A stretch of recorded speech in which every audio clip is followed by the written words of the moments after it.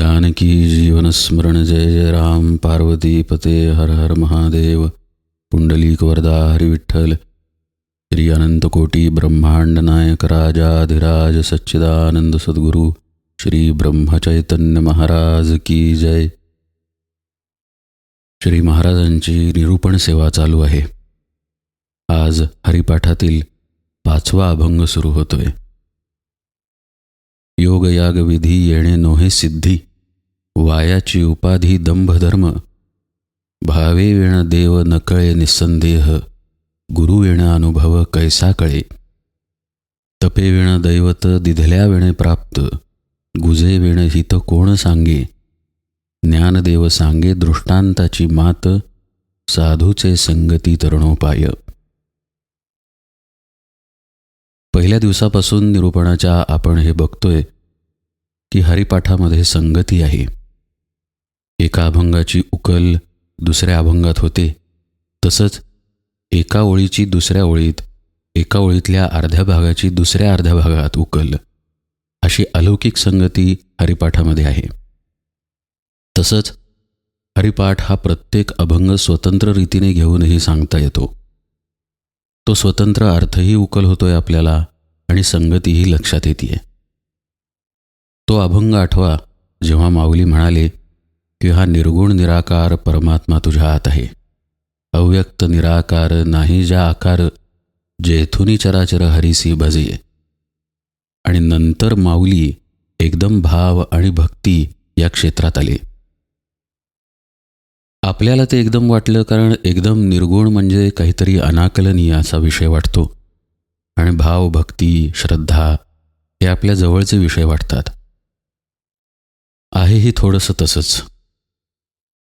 भाव आणि भक्ती याशिवाय कुठल्याही उपासनेमध्ये प्राण नाही आहे. कुठलीही उपासना भाव भक्तीशिवाय कृत्रिम आहे. त्यामध्ये ओलावा नाही आहे, प्रेम नाही आहे. आणि हे प्रेम आत्यंतिक गरजेचं आहे. आणि हे माऊलींशिवाय कोण सांगणार? आपण त्यांना म्हणतो ही माऊलीच. तुम्ही माऊलींचे अभंग पाहिले किंवा ज्ञानेश्वरी नीट बघितली तर माऊलींचा त्यांच्या सद्गुरूंप्रती असलेला भाव लगेच लक्षात येतो. त्यात जे प्रेम आहे, जो ओलावा आहे, जी कळकळ आहे, त्यांच्या कृपेविषयी वाटणारी जी तळमळ आहे, ती शब्दातीत आहे. पण अशी माऊली योग्यांची माऊलीसुद्धा आहे. योगविद्येतही निष्णात आहे. नव्हे, योग्यांचे योगी ज्ञानेश्वर महाराज आहेत. या अभंगाच्या सुरुवातीला योगयाग विधी येणे नोहे सिद्धी असे शब्द माऊलींनी वापरले आहेत. कुणाला तरी पटकन असा गैरसमज होऊ शकतो की योगविद्या, योग करणे किंवा यज्ञ करणे, याग इत्यादी याच्या विरोधात आहेत माऊली. पण असं एकदम अर्थावरती येता येत नाही. मागे एकदा मी तुम्हाला म्हणालो होतो की माऊली पुढे काय सांगतात याची संगती अलीकडे जोडावी लागते. योगयाग विधी येणे नोहे सिद्धी असं माऊली म्हणून पुढं काय म्हणतात? वायाची उपाधी दंभ धर्म. आपण थोडंसं उपाधी आणि दंभ इत्यादी गोष्टींना आधी समजून घेऊ आणि मग आपण अलीकडच्या शब्दांकडे येऊ. योग याग विधी येणे नोहे सिद्धी. उपाधी आणि दंभ हे शब्द परमार्थात वारंवार येतात. उपाधी म्हणजे कुठल्याही गोष्टीला आपण आपल्या मीपणाने काहीतरी जोडणे. उदाहरणार्थ, समजा आपल्या आईनं आपल्याला प्यायला पाणी मागितलं की अरे बाळ, मला जरा भांडभर प्यायला पाणी दे. तर आपण भांडभर तिला पिण्यासाठी पाणी देणं हे आपलं कर्तव्य आहे. पण आपण उपाधी काय लावतो बघा. आता गार देऊ की गरम देऊ का थोडं कोमट देऊ, किंवा तसं काही कारण नसेल, म्हणजे थंडीचे दिवस नसतील, सर्वसामान्य दिवस असतील, तर मग कुठल्या पेल्यातून तिला पाणी देऊ? काचेच्या देऊ की स्टीलच्या देऊ? पूर्ण भरून देऊ की अर्धच देऊ? कितपत तहान लागली आहे तिला कुणास ठाऊक. हे जे आपण केलं हे आपण त्या कर्तव्याला उपाधी लावणं झालं. हे एक साधं उदाहरण दिलं. उपाधीचे अनेक अर्थ आहेत. महाराजांची प्रवचनं तुम्ही आठवली तर महाराजांच्या प्रवचनात वारंवार असं येतं की नाम हे उपाधिरहित आहे, भगवंतही उपाधिरहित आहे. त्यामुळे उपाधिरहित भगवंतापर्यंत पोहोचण्यासाठी नाम हा रामबाण उपाय आहे. नामाला तुम्ही उपाधी लावता असं महाराज म्हणतात. याचा सरळ सरळ अर्थ असा आहे, सांगितलंय ना सद्गुरूंनी राम म्हण, तर त्यात आपल्या देहबुद्धीने आपल्या मनाने नको त्या गोष्टी घुसवायच्या. मग जरा नाम ताड बसूनच घेतो, मग सारखंच काम करताना कशाला, कधीतरी पडलेला असतानाही झोपत असतानाही घेतो. मग झोपत असताना नाम घेऊ का नको, हे योग्य की अयोग्य? नुसतंच बसून घेणं चांगलं की काम करता करता घेणं चांगलं? नाम घेऊन असं काय होणार आहे? पैसा म्हणून थोडीच पैसा मिळतो. राम म्हटल्याने भगवंत कसा भेटेल अशी शंका. किंवा ते माळेवरच घेऊ का माळेशिवाय घेऊ? मग डोळे मिटून घेतलेलं श्रेष्ठ की माळेवर घेतलेलं श्रेष्ठ? नाही, मी डोळे मिटून घेतो हेच श्रेष्ठ आहे. माळेवरच्या नामाला काही किंमत नाही. नाही, महाराजांच्या हातात माळ दिसते, माळेवर नाम घेणं महत्त्वाचं आहे. आधी माळ विकत घेतो, मग नामाला बसतो. आजच अनुग्रह झालाय, आधी बाजारात जातो, आसन विकत घेतो आणि मग नामस्मरण चालू करतो, मग ध्यान चालू करतो. मला पंखा लागतो, पंख्याची सोय आहे का ते आधी बघूया, उकडलं तर काय होईल? हे सगळे जे आहेत हे उपाधीचे प्रकार आहेत. तुला काय सांगितलंय? नाम घे.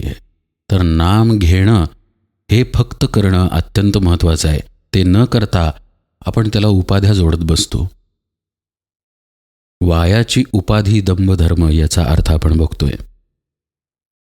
पर्यायानं काय होतं? नीट विचार केला तर लक्षात येईल की या उपाधी ठेवण्याच्या सवयीमुळे किंवा सगळीकडे उपाधी लावण्याच्या सवयीमुळे आपल्याला दंभ येतो. दंभ याचा स्पष्ट अर्थ असा आहे, आपण जे नाही तसे वागणे म्हणजे दंभ. एक प्रकारे त्याला खोटारडेपणाच म्हणता येईल.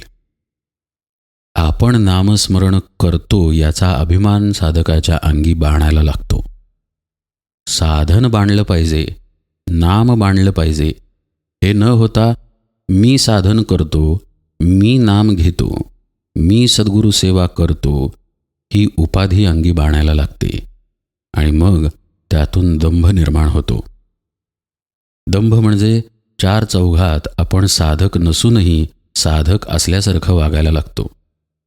सद्गुरू सेवा करत नसूनही मी म्हणजे कोण सेवक अशा आविर्भावात वागायला लागतो. मला परमार्थातलं सर्व माहीत आहे या भावनेने अहंकाराने फुलून जाऊन त्या पद्धतीचं आचरण आपण बाहेर करायला लागतो. यालाच दंभ म्हणतात. या दंभाचं मूळ जर शोधलं तर आपल्या अहंकाराने, आपल्या मीपणाने आपण जी आपल्याला, आपल्या साधनेला, आपल्या नामाला, आपल्या सेवेला जी उपाधी लावून घेतली, त्या उपाधीमध्ये या दंभाचं मूळ आहे. आता अशा दंभानं कुठलंही साधन तुम्ही करा, त्याचा उपयोग आहे का? नाहीच आहे. कारण ते साधन करून तुम्हाला आत्मप्रचिती येण्याऐवजी मी साधन करतो, मी नाम घेतो याचा अहंकारच वाढत जाईल आणि तुमची अधोगतीच होईल. हे होऊ नये यासाठी माऊली पहिल्या ओळीत सांगतायत, योगयागविधी येणे नो हे सिद्धी, वायाची उपाधी दंभधर्म. हे दंभाचं आचरण जे उपाधी लावून घेण्यामुळे होतं आणि दोन्ही प्रकारे घडतं बरं का. म्हणजे मी जर दंभ केला तर मी त्या दंभापायी उपाधी लावून घेतो. याचं एक उदाहरण सांगतो. 4 दिवस किंवा 4 वर्ष म्हणा, हवं तर 40 वर्ष म्हणा, एखादी व्यक्ती कीर्तन निरूपण करते. त्याला आत्मप्रचिती आलेली असतेच असं नाही, पण 4 लोक महाराज महाराज महाराज असं म्हणतात आणि थोड्या दिवसांनी यालाही असं वाटायला लागतं की आपण महाराज आहोत. इथे दंभाला सुरुवात झाली. कारण वस्तुतः तो महाराज नाही, तो आत्मज्ञानी पुरुष नाही, पण त्याचं त्यालाच वाटायला लागतं की आपण महाराज आहोत. पर्यायानं त्याच्यामध्ये उपाधी तो लावून घ्यायला लागतो. आपल्या नावाच्या आधी आणि आपल्या नावाच्या नंतर अमुक अमुक महाराज अशी उपाधी तो लावायला लागतो.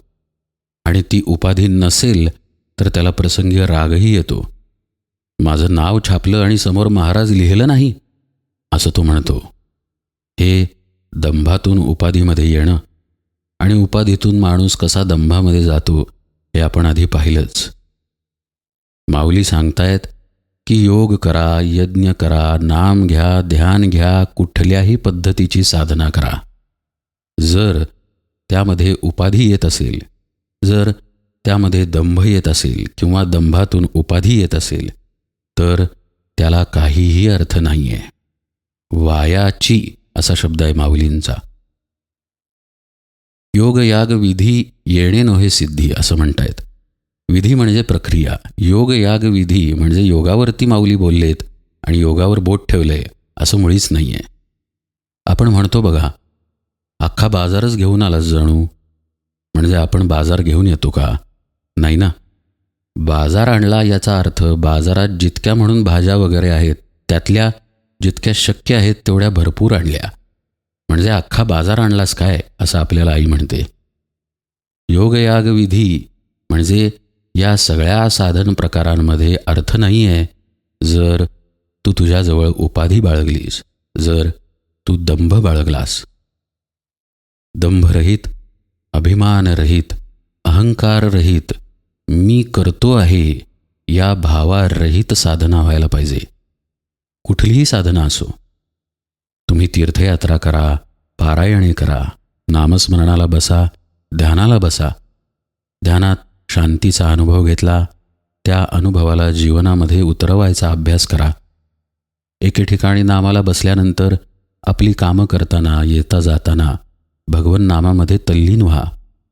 कीर्तन करा, निरूपण करा, कुठल्याही साधना करा, पण त्यात जर तुम्ही तुमचा अहम ठेवला, त्यातून जर तुम्ही उपाधी लावून घेतली, त्यातून जर दंभ बाळगला तर ते सर्व साधन वाया आहे असं आपल्याला माऊली स्पष्ट आणि निक्षून सांगतायत.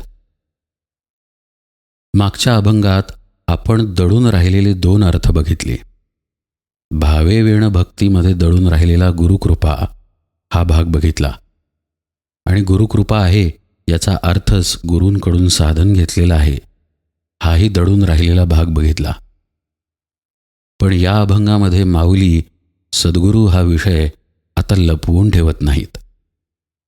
कसं आहे, माऊलींना सुद्धा कधी एकदा सद्गुरूंचं महत्त्व येतंय असं झालंय. दुसऱ्या ओळीत माऊली सांगतायत, भावे विण देव नकळे निस्संदेह, गुरु विण अनुभव कैसा कळे.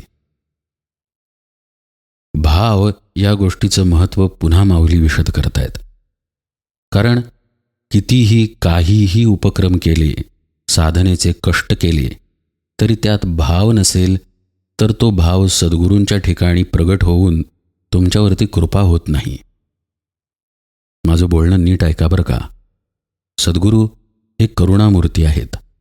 तिथे आपपरभाव नाही आहे, तिथे पार्शियालिटी नाही आहे. एका कोणाला तरी विशेष वागणूक, एका कोणावर तरी विशेष प्रेम, हा भाग सद्गुरूंकडे नाही. तर सद्गुरूंकडे अखंड कृपेचा स्रोत आहे. पावसाप्रमाणे आहे थोडंफार सांगायला गेल्यास. पाऊस आहेच हो, पण मी जर जमीन कसली नाही तर पीक कसं भरघोस येईल. मी जमीन पाडून ठेवली, कसलीच नाही तर ती पडीकच राहणार, पाऊस येवो अथवा न येवो. इथे मात्र सद्गुरूंची कृपा अखंड आहे. ती कधी नाही आहे असं होतच नाही. भाव असेल तर ती कृपा तिथं प्रगट होते. म्हणून भावाला अनन्यसाधारण महत्त्व आहे. राम माझा आहे, सद्गुरू माझे आहेत, महाराज माझे आहेत, हे आपल्याला मनापासून वाटणं अत्यंत महत्त्वाचं आहे. भावे विण देव नकळे निस्संदेह. निस्संदेह असा शब्द माऊलींनी वापरलाय. अर्थातच तो परमात्म्याला उद्देशून आहे. कारण संदेह ही मनुष्याची प्रवृत्ती आहे. प्रामुख्याने मनुष्यामध्ये असलेल्या मनामधून ती प्रवृत्ती बाहेर येते. कारण वरच्या अभंगामध्ये बघितलं आपण की आपलं मन त्रिगुणांनी युक्त आहे, जड आहे. या जड आणि त्रिगुणांनी युक्त असलेल्या मनाचा संदेह हा एक गुणच आहे, किंवा त्याला दुर्गुण म्हणू हवं तर आपण. भगवंत कसे आहेत? तर भगवंत निस्संदेह आहे.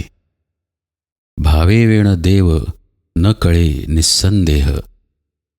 निस्संदेह असलेला जो भगवंत आहे, त्याची प्राप्ती, त्याची ओळख भावाशिवाय होत नाही. भाव ओळख करून देतो का हो? नाही. भावाशिवाय ओळख होत नाही याचा अर्थ असा आहे, भावाशिवाय तुम्हाला सद्गुरूंची कृपा मिळत नाही. कृपा मिळाल्याशिवाय भगवंताची ओळख नाही. अशी ती एकमेकांमध्ये संगती आहे. भावाशिवाय कृपा कशी नाही हे आपण मागं बघितलं पावसाच्या उदाहरणानं. तसंच सद्गुरूंशिवाय देवाची ओळख होत नाही. देव हा अखंड निस्संदेह स्थितीमध्येच आहे. आपण मात्र संदेहात आहोत, संकल्पात विकल्पात आहोत, मनावरती आहोत. या मनाला बाजूला करण्याचा मार्ग सद्गुरू सांगतात. ते ध्यान सांगतील अथवा नाम सांगतील, पण उद्देश त्यांचा हाच आहे की या मनापासून साधक तुटला पाहिजे. आपण म्हणजे देह नाही आहे, आपण म्हणजे त्यातलं मन नाही आहे, बुद्धी नाही आहे, चित्त नाही आहे. आपण मूलतः परमात्म स्वरूप आहे, हा बोध तिथे ठसला पाहिजे. वरकरणी बघायला गेलं तर ही जणू अशक्यप्राय गोष्ट वाटते. हे सद्गुरूंची कृपाच करू जाणे. माऊली किती महत्त्व देतात बघा सद्गुरूंना. भावे विण देव न कळे निस्संदेह, गुरु विणे अनुभव कैसा कळे. कशाचा अनुभव? भगवंताचा अनुभव. जो अनुभवी आहे तो अनुभव देऊ शकतो. नीट लक्ष द्या बरं का. मला ज्या गोष्टीचा अनुभवच नाही त्या गोष्टीचा अनुभव मी तुम्हाला काय देणार? भगवंताचा अनुभव सद्गुरू देतात याचा स्पष्ट अर्थ असा आहे की तो त्यांना आलेला असतो. मग भगवंताचा अनुभव कुठला? पुन्हा आपण पहिल्या अभंगातल्या पहिल्या ओळीत जाऊ. तेणे मुक्तिचारी साधी येल्या. भगवंताच्या द्वारामध्ये आयुष्यभर राहून पर्यायानं नंतर भगवंतच होणे, सायुज्यता पावणे, हाच भगवंताचा अनुभव. भगवंतच होणे हाच भगवंताचा अनुभव. आणि असा अनुभव सद्गुरूंनी घेतलेला असतो आणि म्हणूनच ते तो अनुभव शिष्याला देऊ शकतात. भावे विण देव नकळे निस्संदेह. हा निस्संदेह परमात्मा त्यांच्या ठिकाणी ओतप्रोत भरलेला असतो. तुम्ही कधी सद्गुरूंना संदेहामध्ये पाहिले? असं शक्यच नाही. निस्संदेह जो परमात्मा त्याच्याशी जे एकरूप होऊन राहिले, आपल्या आत्मस्वरूपामध्ये कायम स्थित राहिले, तिथे संदेह कुठून येणार? असेच सद्गुरू शिष्यालाही निस्संदेह करतात. निस्संदेह असा देव भेटवतात आणि त्याला खऱ्या अर्थानं अनुभव संपन्न करतात. शिष्याला मात्र या अनुभवाची कल्पना नसते. माऊली म्हणतायत, गुरु विणे अनुभव कैसा कळे. गुरुशिवाय अनुभव कळत नाही असं माऊली म्हणतायत. कारण आपल्याला जो अनुभव माहीत असतो तो इंद्रियाधीन अनुभव असतो. म्हणजे एखादं भांडं तापलंय की नाही हे आपल्याला कसं कळतं हो? स्पर्श केला की कळतं. एखादं दृश्य सुंदर आहे की नाही हे डोळ्यांमुळं कळतं.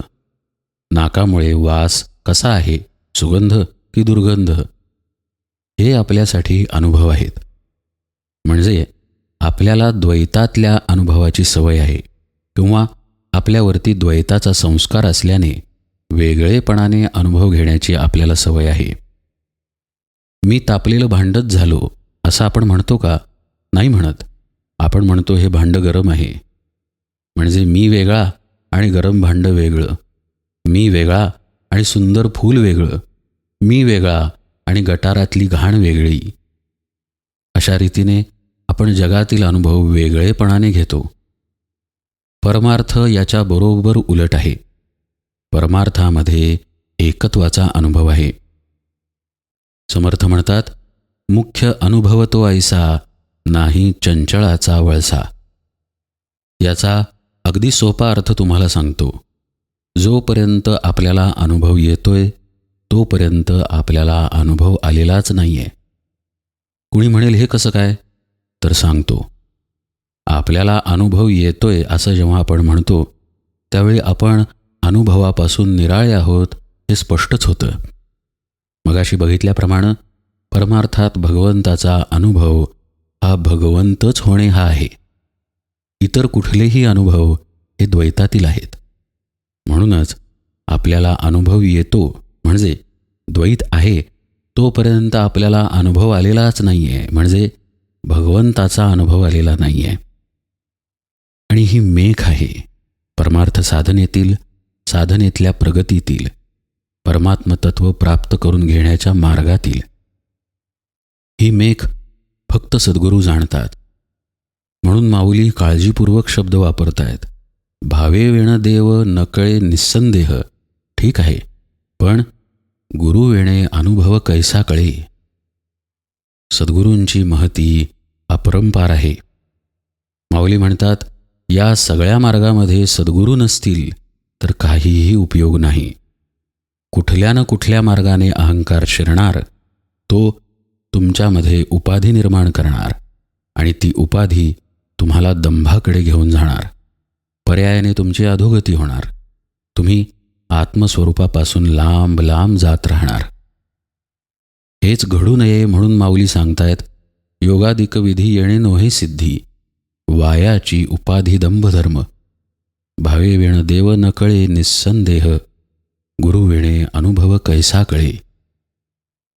तो भाव सद्गुरूंप्रती, आपल्या नामाप्रती, आपल्या साधनाप्रती हा जास्तीत जास्त कसा वाढेल याचा अभ्यास आपण करणं गरजेचं आहे.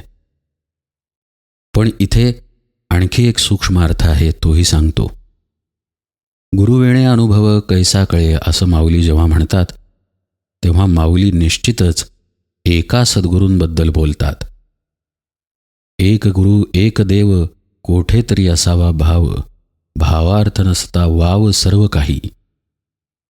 एकाच गुरूंप्रती, त्यांनीच दिलेल्या साधनाप्रती, त्यांनीच दिलेल्या नामाप्रती आणि त्यांनीच सांगितलेल्या मार्गदर्शनाप्रती आपला भाव अत्यंत आवश्यक आहे. जसं आपण कपडे बदलतो त्याप्रमाणे सद्गुरू बदलायचे नसतात.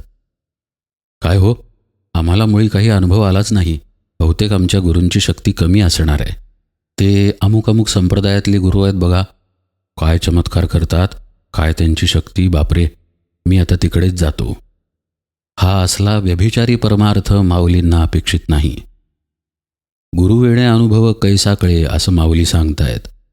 याचा अर्थ असा नाही का की आपल्याला अनुभव नाहीच आहे. अहो मग नाही आहे अनुभव तर अनुभव येईपर्यंत थांबायला नको का?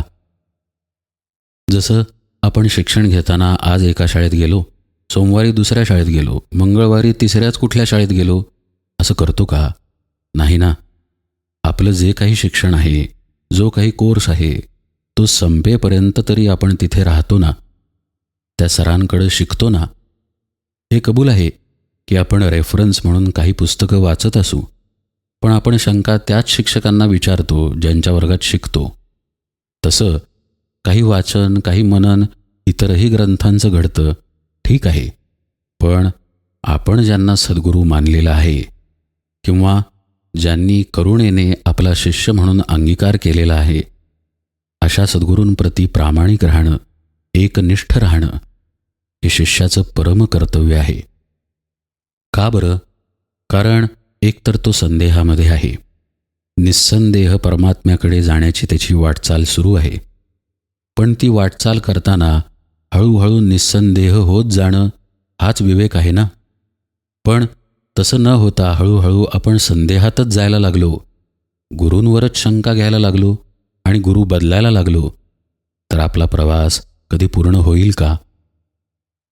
असं बघा, आपल्याला पंढरपूरला जायचं म्हणून आपण एस.टी. स्टँडवर गेलो, पंढरपूरच्या गाडीतही बसलो, पण आपल्याला दुसरी गाडी आवडली मध्येच म्हणून आपण गाडी सोडली आणि दुसऱ्या गाडीत बसलो जी पंढरपूर सोडून दुसरीकडेच जाते, तर आपण पंढरपूरला कसे पोचणार?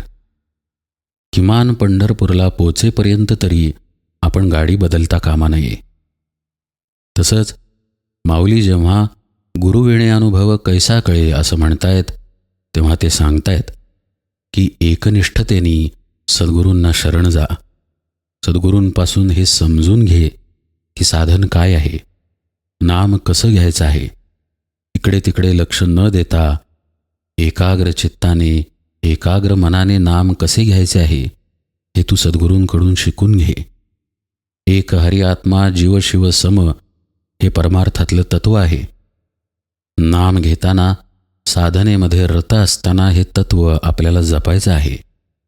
आणि हे जपत असताना सद्गुरू माझे आहेत, भगवंत माझा आहे, हा प्रेमभावसुद्धा वाढवायचा आहे. हा प्रेमभाव जसजसा वाढत जाईल तसतशी कृपा पर्यायाने आपोआपच शिष्याच्या पदरात पडते. पुढच्या ओळींमध्ये माऊलींनी कसा विषय नेलाय बघा. तपे विण दैवत दिधल्या विणे प्राप्त. तप म्हणजे नुसतंच 12 वर्षाचं साधन नाही बरं का. तप म्हणजे खऱ्या अर्थानं प्रकाशमान होणं, तप्त होणं, त्यात तावून सुलाखून निघणं. साधनेमध्ये अक्षरशः सोनं जसं मुशीमध्ये तापतं तसं साधनेमध्ये तापणं. अर्थात त्या विषयाकडे आपण उद्या येऊ. पण माऊली आपल्याला किती प्रेमळपणे सांगतायत बघा की कसं सद्गुरूंचं महत्त्व सुरू होतं आणि नेमकं कुठं सुरू होतं. आपल्याला भावामध्ये स्थिर करणं हे सद्गुरूंचंच कार्य आहे. पण त्यासाठी सद्गुरू शिष्याला साधना देतात. शिष्यानंच साधन करायचं असतं, पण तो भावामध्ये स्थिर मात्र सद्गुरूंच्या कृपेनेच होतो. आणि हे होणं अपेक्षित आहे.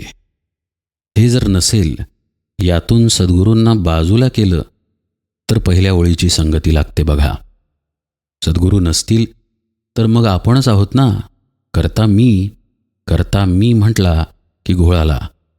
करता मी म्हटला की अहंकाराला उपाधी आली, दंभ आला. मग तुम्ही काहीही करा, सगळं वाया आहे. आज आता इथे या निरूपणाला विराम देऊ. उद्या उरलेल्या 2 ओळी आपण बघूया. तपे विण दैवत दिधल्या विणे प्राप्त. गुजे विण ही तो कोण सांगे. ज्ञानदेव सांगे दृष्टांताची मात. साधूचे संगती तरुणोपाय. हे तप म्हणजे नेमकं काय आहे, गुज नेमकं काय आहे, शिवाय दृष्टांताची मात म्हणजे तरी काय. माऊलींना आपल्याला नेमकं यातून काय काय सांगायचं आहे हे आपण उद्या पाहू. जानकी जीवन स्मरण. जय जय राम.